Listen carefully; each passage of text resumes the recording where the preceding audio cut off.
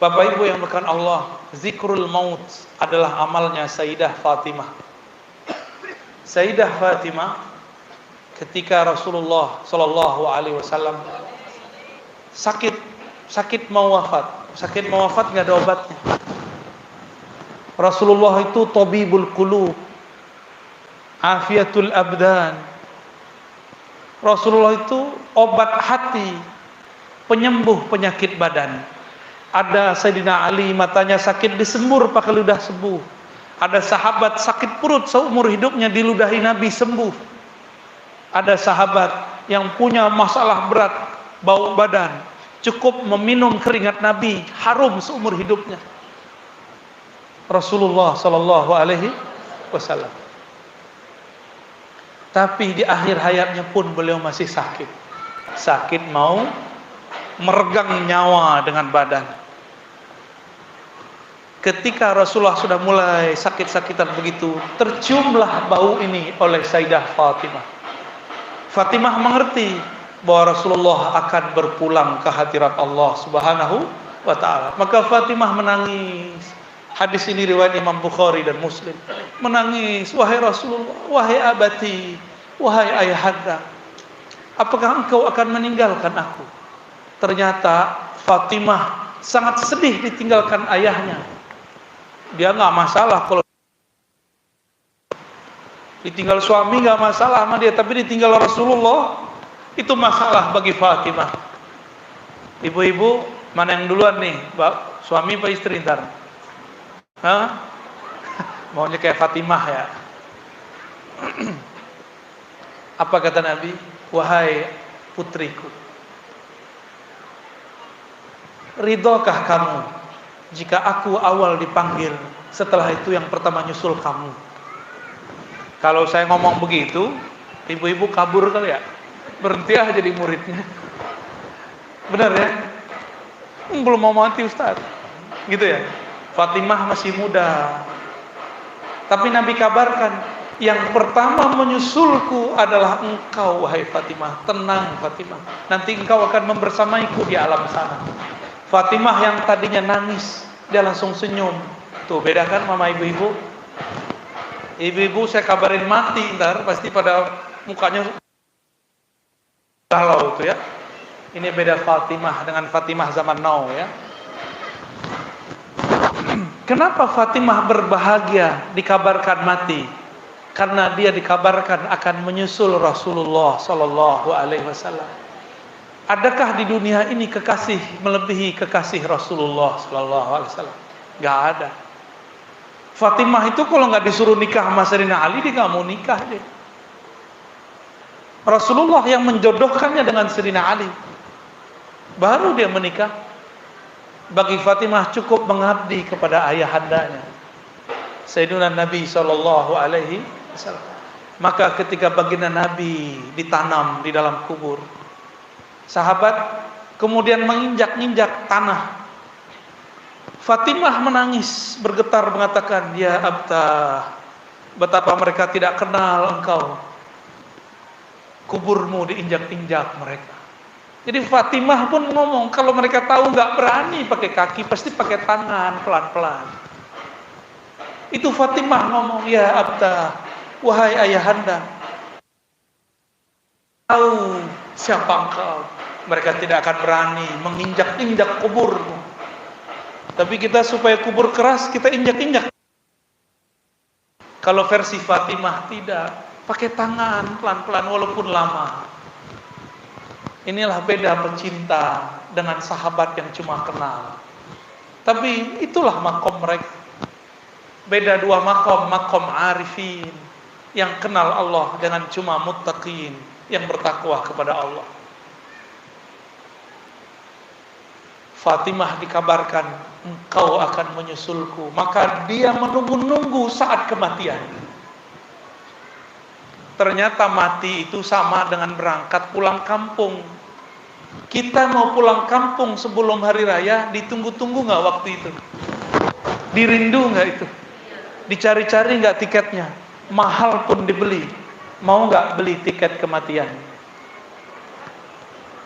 Mau. Harus mau, kalau nggak sempurna. Ruh ini sempurna kalau dia mati.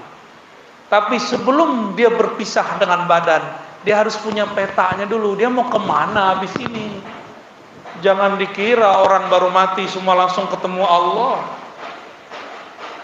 Enggak.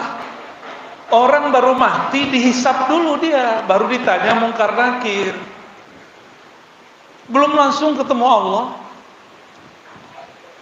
Itulah kalam Sayyidina Umar, mutu qablaan tamutu. Ini bukan hadis, Pak ya. Matilah kamu sebelum mati. Sudah tiada, tidak melihat, tidak mendengar, tidak bisa ngapa-ngapain. Itu namanya mati sebelum mati. Dan cara mematikan diri, ingat maksiat.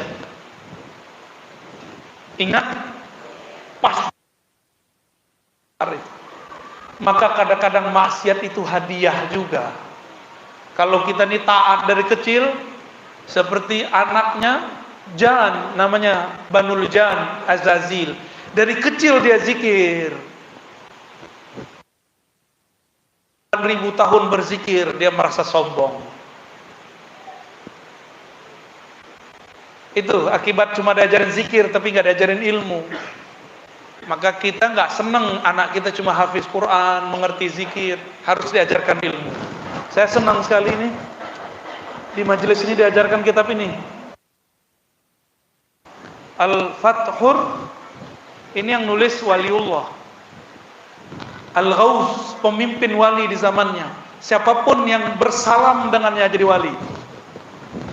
Tidak ada orang mengucapkan salam ke beliau, tasdik Anda waliullah, jadi wali dia langsung. Minimal jadi wali umum. Ketemu Syekh Abdul Qadir Al-Ji, pengarang kitab Al-Fathur, Robbani. Itu kalau cuma salam. Sahabat Nabi cuma memandang beliau lalu percaya beliau Rasulullah, langsung berganti status jadi sahabat. Radhiyallahu taala anhum. Di zaman Syekh Abdul Qadir ada orang percaya dia seorang wali, langsung jadi wali umum, wali am. Mengikuti thariqah beliau di zaman itu, langsung jadi wali khas, wali yang spesial. Ilmu beliau terus berkembang sampai sekarang berkembang, ya. Tapi sudah banyak juga perubahan-perubahan, ya. Saya lihat beberapa yang diajarkan di sini sudah tidak diajarkan dalam thariqah. Padahal dahsyat. Sayyidina Umar mengatakan apa tadi? Mutu qablaan tamu. Inilah cara untuk membuat zikir itu nikmat. Putus ingatan duniamu, maka engkau akan ingat kepada Allah. Saya ulangi di sini. Otak kita ini bisa ingat macam-macam. Ini. Jangan sholat pakai otak. Ya. Nanti pikirannya macam-macam. Ya. Zikir pakai apa? Pakai kalbu beneran. Tapi masih kepikiran macam-macam kan? Berarti zikirnya belum dengan kalbu. Zikirnya masih pakai sholat kok nerjemah. Itu khusyuk dari mana? Ya? Mana ada Nabi ngajarin sholat itu nerjemah Quran. Kalau nggak tahu ilmu khusyuk, belajar kepada ahli khusyuk, termasuk yang jago terjemah. Antum yang ahli terjemah, jangan sesatkan umat. Coba ibu-ibu bapak yang nggak pernah nyantri disuruh nerjemah Al-Fatihah lagi sholat, pusing nggak? Pusing, stres sholatnya. Setiap sholat stres karena nerjemah. Alif Lam Mim hanya Allah yang tahu. Hanya Allah yang tahu, gitu aja. Hudal lil muttaqin, hanya Allah yang tahu. Itu makomnya antum semua tuh. Allazina yu'minuna bil ghaib, hanya Allah yang tahu. Itu boleh, ya. Salat itu bukan nerjemah. Salat itu wajah tuh, bertawajuhnya kolbu kepada pencipta langit dan bumi. Menghadapnya kolbu kepada yang membolak-balik kolbu. Kembalinya ruh kepada yang meniupkan ruh. Kembalinya tubuh kepada tanah. Makanya disimbolkan sujud. Sujud itu adalah mati sebelum mati. Nabi Muhammad disebutkan dalam riwayat ulama-ulama sirah, kata Sayyidatuna Aminah, ketika anakku Muhammad lahir, tiba-tiba dia kemudian berubah seperti orang sujud. Itu Nabi Muhammad. Maka bernamalah Muhammad. Orang sujud itu mim ha mim dal. Tubuhnya itu adalah Muhammad. Coba kepalanya mim, benar. Lengkungan punggungnya ha. Ini mim. Ada dua enggak? Maka tasdid. Satu kelihatan, satu tidak. Yang satunya nanti turun jadi di. Lalu dal. Dal itu hidayah dari Allah. Hidayah minallahi tabaraka wa ta'ala. Mim ha mim dal. Maka tiada orang masuk neraka kecuali diganti wajahnya. Gak ada. Ya, walaupun gak cakep-cakep amat. Tapi ini kan wajah manusia, benar gak? Gak ada yang sejak wajah Ustadz Asep ya. Wajahnya putih, kalbunya bening. Alhamdulillah. Ibu-ibu cari ustadznya yang begitu ya. Makanya gak boleh dimaskerin ustadznya. Selamat Ustadz. Terakhir yang mau saya sampaikan. Ada pertanyaan ya? Pakai kertas ya? Silakan ya. Mengingat kematian itu bukanlah mengingat sesuatu yang menakutkan. Pelajarilah ngapain kita setelah mati. Setelah mati kita ditanya mengenai siapakah Tuhanmu. Maka pelajarilah ma'rifat Allah. Mengenal Allah. Maka nanti kita pulang kepadanya. Kita akan bersamanya. Itulah kepulangan yang disebut pulang kampung. Waktu yang ditunggu-tunggu. Inilah yang ditunggu-tunggu oleh Nabi. Yang dirindui oleh Fatimah, yang diingat-ingat oleh Abu Bakar, yang dirindui oleh Umar, Utsman, Ali. Mereka tidak pernah menyesal dengan cara kematiannya. Ya, jadi Bapak Ibu tidak usah takut mati, rinduilah kematian. Ya, supaya kita kemudian lupa kepada selain Allah Subhanahu. Wah, diketik benar-benar ini. Serius bener ini.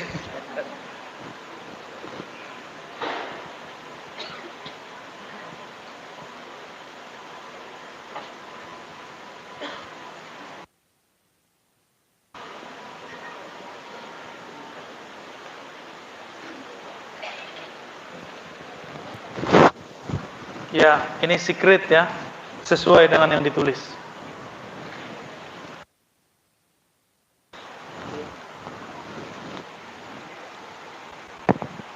Dari majelis zikir bismillah. Ini namanya zikir bismillah. Waduh, berat itu nama. Dari semua kitab suci. Berat ini sampai kiamat gak selesai itu ngajinya tuh. Semoga pimpinannya Ustadz Asep Rabbani diberkahi oleh Allah Subhanahu wa taala. Di sini ada Rotibul Haddad ya. Alhamdulillah. Salat tasbih ajib, salawat. Kan ini. Zikir itu Rotibul Haddad, Rotibul Atas, hizib itu zikir dijemput oleh wali langsung ketemu Rasulullah secara rohani. Karena seorang mursyid nggak boleh buat zikir kecuali dapat izin dari Rasulullah. Karena Rasulullah masih hidup secara rohani, maka zikir-zikirnya masih bisa diperbaharui. Apalagi di zaman sekarang, Bapak Ibu ini kan sok sibuk, benar nggak? Tahu tuh sibuknya main handphone. Harus ada pola-pola zikir yang bisa mengcover kekurangan kita main handphone. Tenang aja, nanti di akhir zaman, ini akhir zaman, sudah ada ringkasan-ringkasan zikir. Ada zikir panjang nih, cara meringkasnya. Insya Allah. Wah, aneh pusing. Antum bacain ini. Bacain itu Ustadz Asep. Pakai mic aja. Ya, fadhal. Bismillahirrahmanirrahim. Laki-laki non muslim masuk Islam untuk menikah hari wanita muslimah. Tapi selama menjadi mualaf dan menjalani pernikahan tidak pernah agama Islam. Beberapa tahun ke depan si laki-laki kembali ke agama yang semula alias murtad, dan istri meminta untuk di PHK, diceraikan maksudnya. Tapi suami tidak mau menceraikan, malah berkata bagaimana dengan agama Islam yang membiarkan orang bercerai dan membuat istri serta anak terluka-luka, tidak ada yang menafkahi. Bagaimana sikap terbaik dari istri untuk menyikapi hal ini, ya? Maka sebelum nikah jangan pakai nafsu dulu, belajar dulu fikih nikah sama fikih talak, ya. Ada namanya fasakh. Apa arti fasakh? Pernikahan batal otomatis, nggak perlu talak, nggak perlu gugat cerai. Dengan cara pasangan murtad. Batal, perceraiannya udah nggak sah, nggak boleh lagi berhubungan badan, ya, cerai langsung, abadi, nggak ada lagi. Jadi Islam, masalah nafkah, emang Allah tidur? Ya, Allah nggak tidur kok. Nafkahi perempuan itu, ya, bapak-bapak ini banyak yang mau nafkahi. Aneh nggak ikut-ikutan ya? Oke, jadi itu mohon maaf, harus dipisah segera, jangan mengundang lagi, ya. Tuh statusnya sudah hubungan di luar pernikahan itu, cepat-cepat selesai. Udah keluar dari rumahnya, kalau perlu kembali kalau orang tua. Allah maha hidup, Allah maha memberi rezeki, cari rezeki nggak apa-apa, kerja aja lagi nggak apa-apa, ya. Siapa tahu bertemu jodoh yang lebih baik, ya. Disebutkan dalam Al-Quran, wala amatun mu'minatun, yang beriman khairun min musyrikatin walau ajabatkum, lebih baik daripada perempuan cantik tapi musyrik. Sama sebaliknya, cowok hitam legam juelek, tahu, tapi percaya kepada Allah, itu cuma tubuhnya yang jelek, cuma tubuhnya yang hitam, cuma tubuhnya yang jelek, tapi batinnya indah di sisi Allah Subhanahu wa ta'ala.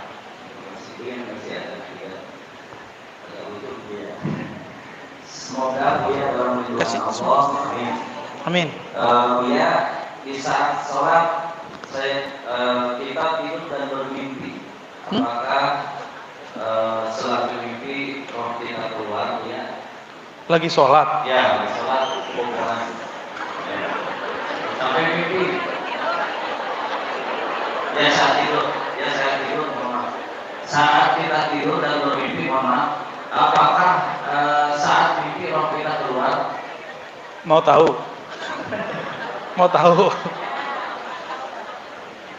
Di saat kita tidur, bukan hanya mimpi, lagi tidur, Allah langsung genggam roh, langsung digenggam. Tapi Allah kasih ari-ari, atau ari-ari, masih ada kaitan dengan tubuh. Jika dia kembalikan, namanya jaga, terbangun. Jika dia tidak kembalikan, namanya mati. Mudah itu bagi Allah, sangat mudah. Jadi jangan dikit-dikit tidur, dikit-dikit mangap, ya.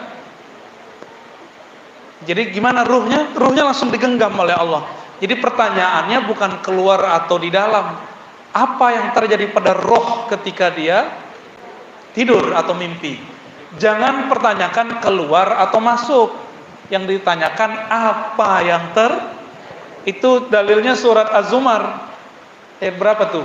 43 apa 42 tuh? Allahu yatawaffal anfusa hina mautiha. Ya. Gitu ya ayatnya.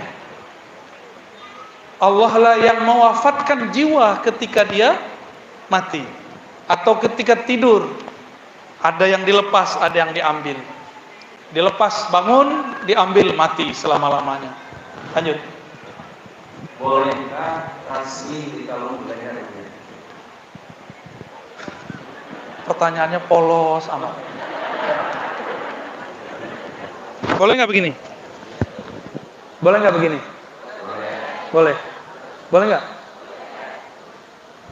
Sekarang saya ganti pakai tasbih, boleh nggak? Kata orang, pakai tasbih itu mirip Yahudi. Kata orang sebelah, dia nggak kenal Yahudi, sok-sok bilang Yahudi. Nggak ada Yahudi pakai kalung-kalung begitu. Yang ada Kristen, yang ada Saulin kata dia, sok tahu ya. Jadi si Ustadz ini ngayal. Yang kalau kita nih adu-adu hak paten sama orang-orang, kita dituntut sama Saulin gitu. Ya salam. Sama Buddha, sama Kristen, ya salam. Sotoy ente ya. Tasbih itu alat yang sudah dipakai oleh istri-istri Nabi, tapi tidak pakai tali. Dipakai oleh sahabat Nabi. Abu Darda pakai, Abu Hurairah. Cuma tasbihnya Abu Hurairah bukan 33. Bukan berapa tuh? 100, enggak. Tasbihnya beliau panjangnya 2000. Baru bisa tidur kalau sudah khatam putar balik 6 kali. Kalau begitu Abu Hurairah paling mirip sama Yahudi dong. Nanti orang-orang Saulin akan nuntut tuh ya. Nuntut Abu Hurairah. 11 sama kelompok ya kemarin membicarakan Abu Hurairah ya. Ya. Ketika khatib naik mimbar, masih bolehkah sholat sunat tahiyatul masjid? Itu ya. Dalam sufi, bagaimana penilaian tentang mendengar, bermain dan berjoget? Mungkin ada yang silakan disebutkan. Ya. Kemudian Banyak amat. Udah dulu. Yang pertama tadi apa? Yang pertama, ketika khatib naik mimbar, dia masih bolehkah kita sholat sunat? Khutbah kedua makruh. Kalau khutbah pertama masih dibolehkan. Satu kali ada seseorang masuk masjid, Nabi lagi khutbah. Nabi tanya, "Shalaita rakaatain?" Sudah sholat 2 rakaat? Dia bilang belum. "Shalli rakaatain khafifatain." Sholat yang ringan, jangan panjang-panjang pakai Al-Qari'ah. Apalagi pakai surat As-Sajdah, jangan.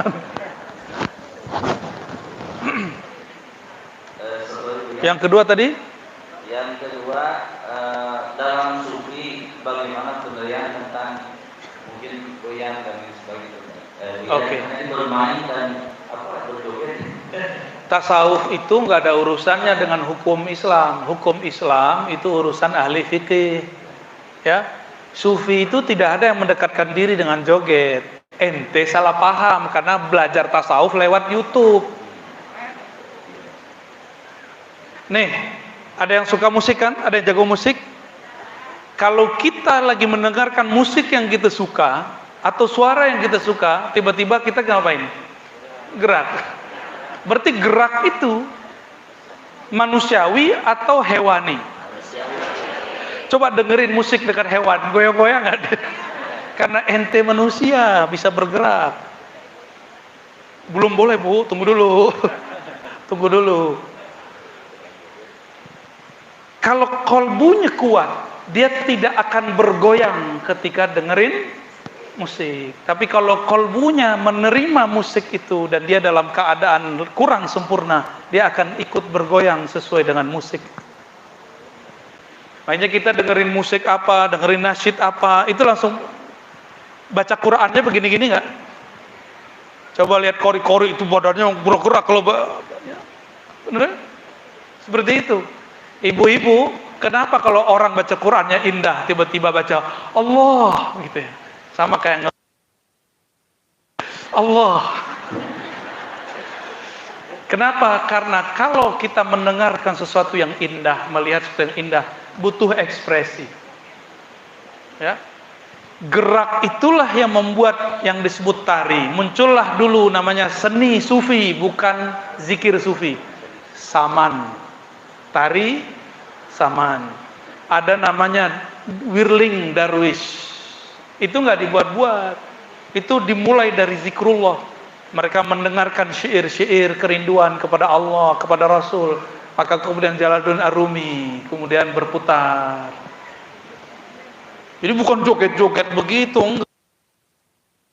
Tolong diingat, sufi-sufi tidak mendekatkan diri kepada Allah dengan joget. Itu cuma seninya. Ya, boleh nggak tari saman, Bu?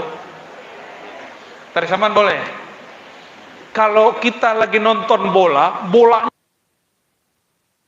hore gitu, boleh nggak? Itu orang yang mengharamkan joget-joget, dia joget lagi. Ya, dia main futsal, padahal Nabi kan nggak pernah main futsal. Gol, gitu. Terus ada yang kepalanya digoyang-goyang. Ini sama aja.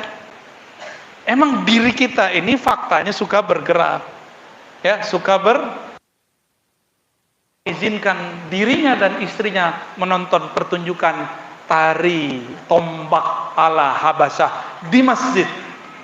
Kalau nggak percaya baca Sahih Muslim, katanya ikut sunnah Nabi, ya.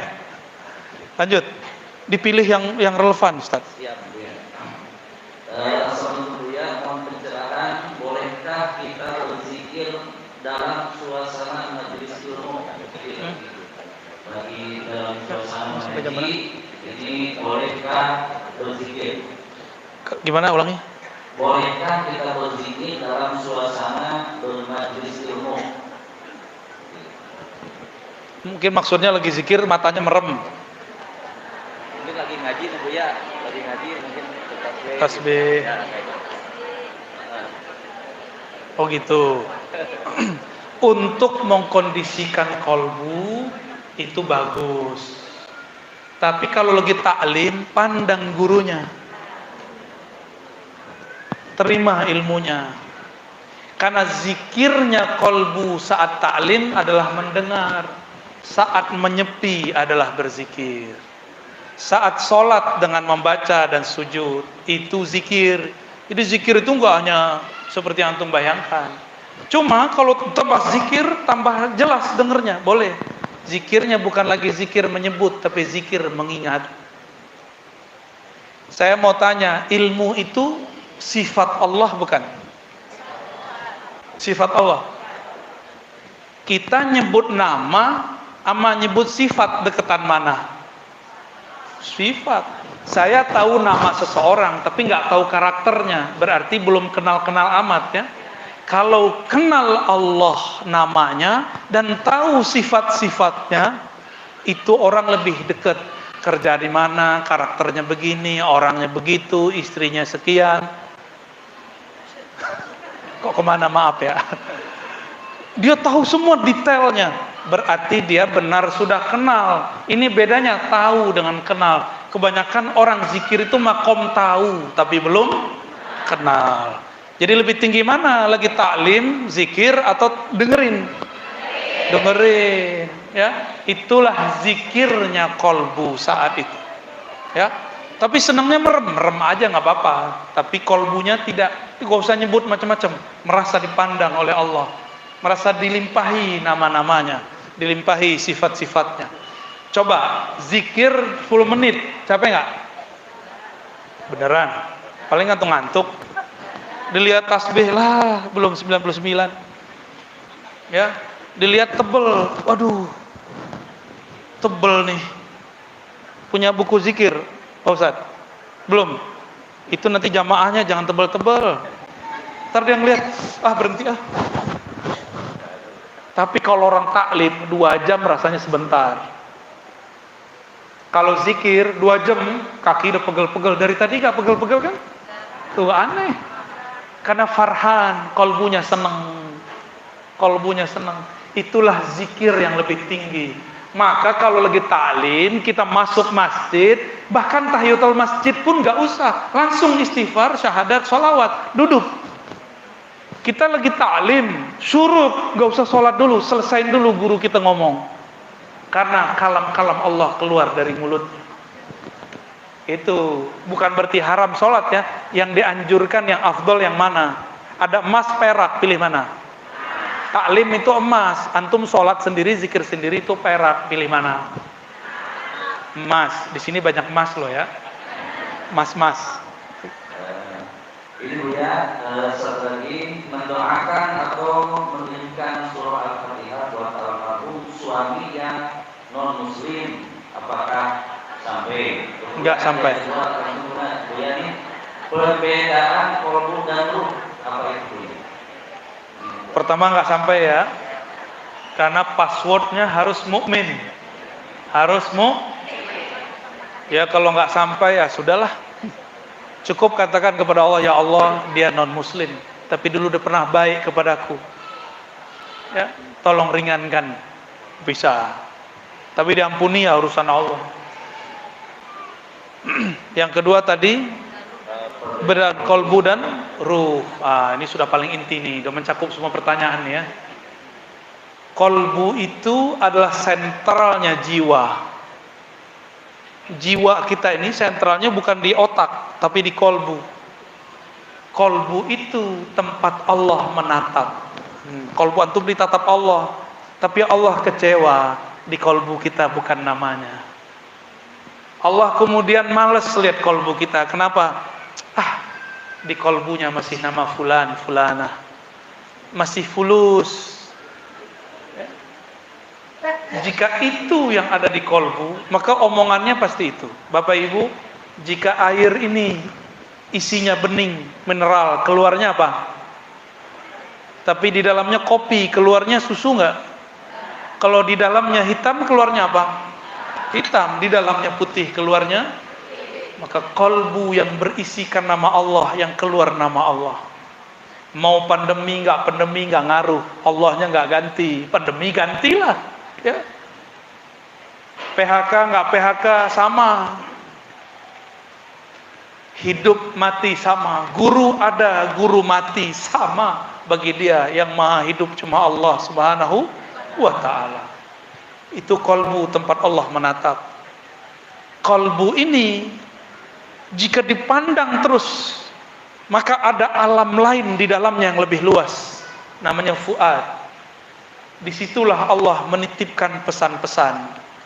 Fuad inilah yang bertanggung jawab terhadap kolbu, maka fuad akan dihisab, kolbu tidak. Kepikiran macam-macam Allah nggak hisab, tapi apa keputusan yang kita pilih di dalam diri, itu namanya fuad. Keputusan kita terhadap pilihan diri, itu namanya fuad yang mengutuskan. Maka kolbu ini punya kolbu namanya fuad. Fuad ini punya kolbu lagi namanya lub. Lub itu arti bahasa Arabnya inti. Disebut tadi ayat yang dibaca Ustadz Hasan. Betul nama itu Hasan ya. Ulaika apa gimana? Inna fi zalika laayatil liulil albab. Sesungguhnya hal itu tanda-tanda yang dapat ditangkap, dipahami oleh orang-orang yang punya lul albab, jamaknya lub. Lub itu otak, intinya otak itu disebut dengan lub. Tulang, sumsumnya tulang disebut dengan lub. Pohon pisang, pisang itu sebenarnya bukan pohon, cuma pelepah-pelepah aja. Jantungnya itu disebut dengan lub. Yang paling inti di dalamnya itu disebut apa? Lub. Maka lub itu adalah inti daripada kolbu. Kolbu punya fuad. Dalam fuad ada lub. Di dalam lub itulah Allah menyimpan rahasia-rahasianya, sirnya. Disitulah Allah berkalam-kalam mengilhami hambanya. Siapa yang tahu jalan ke arah sana, maka dia akan faham Allah berbicara kepadanya kapan saja. Lewat pandemi, lewat macet, lewat hidup, lewat mati. Allah berkalam-kalam lewat kolbu, dan itu detik per detik Allah menitipkan pesannya. Annahu la ilaha illahu, bahwasan tiada yang berhak disembah kecuali Dia. Itu yang Allah kalamkan terus di dalam ruh. Dalam ruh, ya. Makanya zikir paling tinggi adalah zikir la ilaha illallah, karena bisa membawa dari otak ini tembus ke dalam ruh, dan itu puncak dari semua pencapaian hamba. Semoga kita sampai ke sana. Amin ya rabbal alamin. Ajak belajar zikir sama Ustadz ya. Nanti diajak zikir bagaimana cara kolbu itu bergetar kalau disebut nama Allah. Ada tekniknya, ada caranya. Semoga kita dipandang oleh Allah, di kolbu kita ada namanya. Jika tiada namanya, semoga ada ilmunya. Ya Rabb, di kolbu kami minim sekali nama Engkau. Ya Rabb, kami sedikit sekali menyebut-nyebut nama Engkau. Namun dengan berkah namamu mulia, Asmaul Husna, maka hiaslah kolbu kami dengan semua namamu ya Rabb. Allahumma mla' qulubana bi asma'ika wa sifatika. Hiasi kolbu kami dengan keindahan-keindahan sifatmu, dengan cahaya-cahaya namamu. Ya Rabb, bihaqqi la ilaha illallah, fa'arifna tariq ilaik. Ya Allah, dengan keberkahan kalimah la ilaha illallah, tunjukkan kami jalan kepada Engkau. Ya Allah, bihaqqi nabiyina Muhammad, maka jadikan kami wafat dalam kalimah la ilaha illallah, hidup dalam kalimah la ilaha illallah, bangkit dalam kubur, dibangunkan mungkar nakir dengan la ilaha illallah, dibangkitkan di padang mahsyar dengan la ilaha illallah, ditimbang di mizan Engkau, dihisab dengan hisab Engkau dengan la ilaha illallah, diperjalankan di atas siratnya dengan la ilaha illallah, dan izinkan kami masuk surga dengan la ilaha illallah Muhammadur Rasulullah sallallahu alaihi wasallam. Rabbana atina fid dunya hasanah wa fil akhirati hasanah wa qina adzabannar. Wa sallallahu ala sayidina Muhammad walhamdulillah rabbil alamin. Mohon maaf, tidak usah salam-salaman ya, cukup dengan hati. Innallaha ma'ana. Assalamualaikum warahmatullahi wabarakatuh.